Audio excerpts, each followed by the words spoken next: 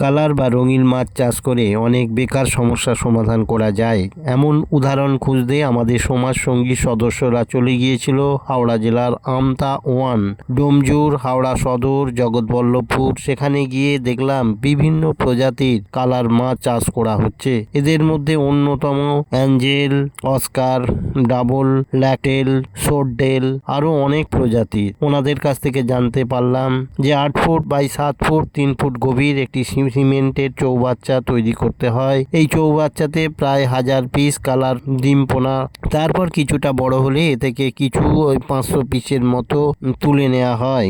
তারপর বাকিগুলিকে পরিচর্যা করা হয় এবং 2 মাস পরে এদের প্রায় 3 ইঞ্চি সাইজ হলে এগুলিকে বিক্রয় করা হয়। এগুলি প্রায় 15 থেকে 20 টাকা দরে প্রতি পিস বিক্রি হয়। সারা বছর এই মাছ চাষ করা হয়। একটি লটের মাছ তুলতে 2 মাস সময় লাগে।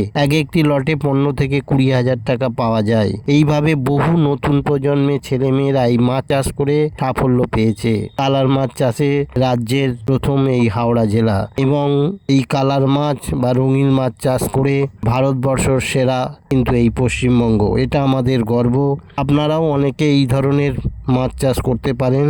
আশা করি আপনারা এতে সাফল্য পাবেন এবং এলাকার অনেক বেকার সমস্যার সমাধান হবে। আপনারা সবাই ভালো থাকুন, সুস্থ থাকুন। নমস্কার।